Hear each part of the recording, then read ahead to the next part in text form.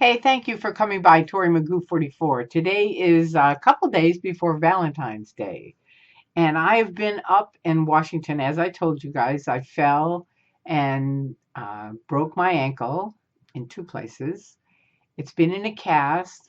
My boyfriend, who's a wonderful person and was here when I fell, helped me when I was here, then invited me to come up to Washington to, just to stay there and relax while I'm healing because my doctor really wanted me off of my feet. So, anyway, that's what happened. I came back now today. He was really funny. He said, don't even unpack because you're just going to come back, right? But I didn't really think so. So I sort of unpacked. So my room's a big mess. But anyway, I'm back and I'm back. I saw my doctor. He x-rayed my ankle and he said it's doing good. And he put the cast back on it for another 3 weeks. And then I'm going to come back and we'll see how it is then. So that's the update on me physically. And I'm doing great. I'm having a wonderful time. I'm in love for the first time. And that's what this video is about, Scientology and love, because people ask me all the time, is there Scientology, is there a lot of love in Scientology? And actually Hubbard rarely talked about love. He called it affinity. He gave it its own name. It has affinity. And he talked about the ARC triangle, meaning affinity, reality, communication. And he said, if you ever have an upset with anyone, all you have to do is find out which one of those is broken. Let's say they can't communicate. So you try to help build up the communication, and that's going to build up the ARC, and thus there's going to be more happiness, right? But the truth is, when you're in Scientology, you see all these times where people are not applying this technology that supposedly handles everything. And he has a number of different things. That's one of many, many different tools that he came up with or took from other people and called it his own, repackaged it and called it his own. But some of them work, and that's why there's people that are independents outside of the Church of Scientology, some more than others. Some really think all of it works, some of them think some of it works, some of them, like me, really, the stuff that works you can get for free in the library, or you can buy it in a bookstore for 1995. You don't have to spend thousands and thousands of dollars in the Church of Scientology. So love, I mean, for me, it's just been wonderful. I was married for 27 years. I woke up in 2000, left the Church of Scientology. I really, honestly thought I'll go make sure these people aren't evil people pretending to be critics, and then I'll come back and get my husband. That was my plan. I really thought, he was never really, really in the church like I was. I was like a real true believer. He wasn't. He was born in it, so it wasn't really even his choice, I don't think. So anyway, I thought he'd come with me, but he didn't. And he divorced me and he stayed in and he remarried somebody else. And I hope he's happy. I really do. And if you aren't happy, this is a message to you, Harold. I hope you do whatever you need to do to be happy.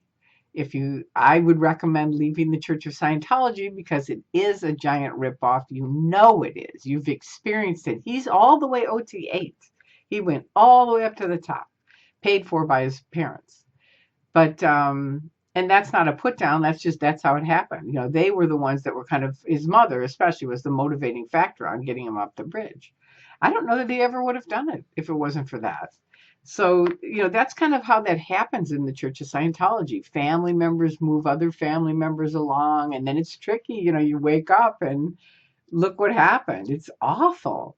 But for me, so now for 15 years, I've been single, and I met John on the internet, and we started goofing around and talking and becoming friends. And I had my other roommate, John, who passed away from lung cancer, and John Kimball started helping me on the phone, just help him and recover from it and stuff like that. And we'd known each other since 2008, really since 2000, but from 2008. So finally he said, well, why don't you come up and visit? And the rest is history. We've just become wonderful, wonderful friends and lovers. And it's just been a great thing. It's been really, really a wonderful, wonderful adventure. And for anyone out there who's alone, because I've been alone for a number of different Valentine's days, I've been by myself or, out with my friends or something like that, but not with someone romantically that I'm in love with. I haven't. And so I understand how it is, and it's a bit of a difficult time because it's one of those times when everybody who is in love are really celebrating, and it's their day kind of thing. It's Valentine's Day. But my thing is this, I grew up with my mom, and she was like, you know what, just if you don't have someone that you're in love with, go out and create some love with someone else. You know what I mean? Like, go to a movie, go do something that you love to do, and celebrate. You know what I mean? Don't sit at home and be all bummed out kind of thing, because that makes you just feel crummier. So anyway, that's my advice. That's my suggestion is go out and do something fun. Do something for yourself and with yourself and with somebody else. If you have friends, bring them along.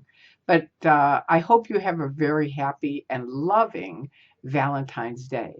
And to all of you, I love you. I really do. I cannot say it enough how much I appreciate all the kind thoughts and words and prayers and best wishes that people have sent me. It means so much. You know it means so much, but then when something like this happens and you're kind of all alone, and I can't go anywhere, I can't get out of my house practically, without some help. It's unbelievable. So it's all the wishes and all the comments and just kind things that people have sent to me have really made a difference. And I just wanted to say I love you guys, and I want to thank you so much. And for everyone that's out of the Church of Scientology, as always, congratulations. To everyone speaking out, exposing their abuses, I thank you from the top and the bottom of my heart. I love you, and I hope you all have a very happy 2016 Valentine's Day. That's it. Bye bye.